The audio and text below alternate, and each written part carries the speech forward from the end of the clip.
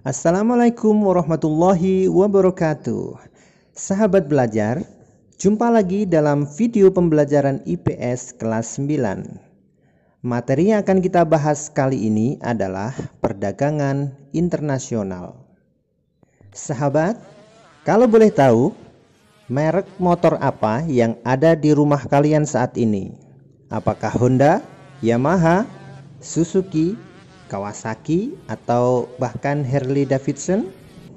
Atau handphone merek apa yang sedang kalian pakai saat ini? Apakah Samsung, Vivo, Oppo, Xiaomi, Realme, Nokia, atau bahkan iPhone? Kita tidak bahas tentang merek-merek itu tadi ya, tapi tahukah kalian kalau merek-merek HP ataupun sepeda motor tadi bukan produk Indonesia loh? Lantas, mengapa bisa beredar luas di Indonesia? Ya, benar. Jawabannya karena adanya perdagangan internasional. Perdagangan internasional itu apa sih? Yuk kita bahas bersama-sama.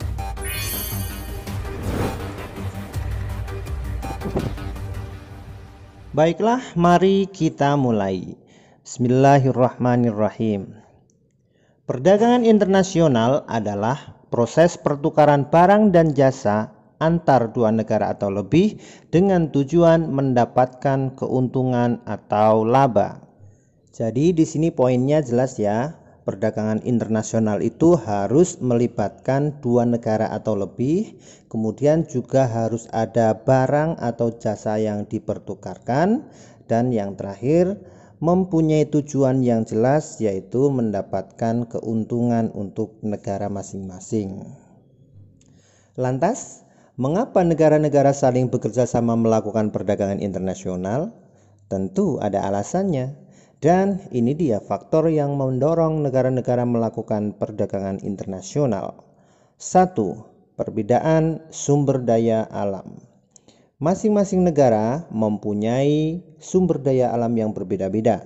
Ada yang kaya sumber daya alamnya, ada yang kurang, ada yang mempunyai laut, bahkan ada negara yang tidak mempunyai laut, ada yang subur, ada yang tandus. Itulah sebabnya mereka melakukan pertukaran barang ataupun jasa. Yang kedua, karena adanya perbedaan sumber daya manusia.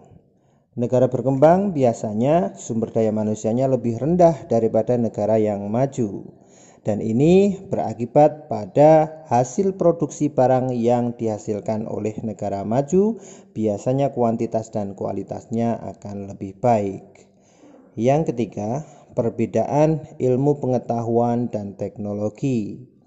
Dalam pengolahan tanah pun sekarang membutuhkan mesin-mesin teknologi yang canggih, sedangkan beberapa negara masih belum bisa memproduksi mesin-mesin pertanian yang bagus, sehingga mereka harus melakukan perdagangan internasional.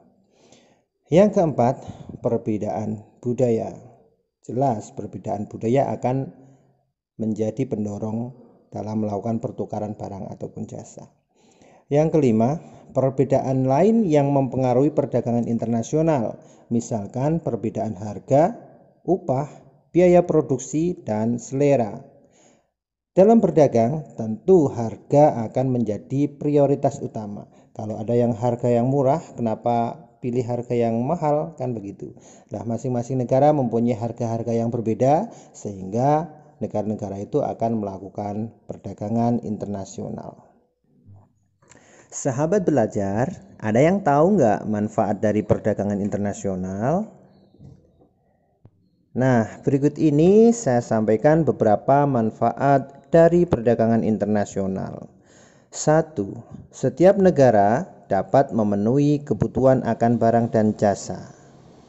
Yang kedua, setiap negara dapat menciptakan spesialisasi produk. Yang ketiga, mendorong kegiatan ekonomi dalam negeri. Yang keempat, pendapatan negara meningkat melalui perolehan devisa hasil ekspor. Dan yang kelima, mendorong kemajuan ilmu pengetahuan dan teknologi, karena masing-masing negara ingin meningkatkan kualitas dan kuantitas barang tentunya.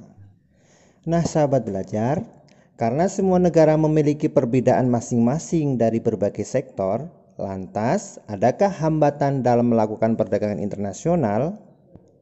Jawabannya pasti ada dong. Berikut ini beberapa hambatan-hambatannya. 1. Perbedaan mata uang antar negara. 2. Sumber daya manusia rendah. 3. Adanya kebijakan impor dari suatu negara, misalkan proteksi, kuota, ataupun politik dumping. Yang keempat, terjadinya perang. Nah, untuk penjelasannya nanti akan saya sampaikan di deskripsi.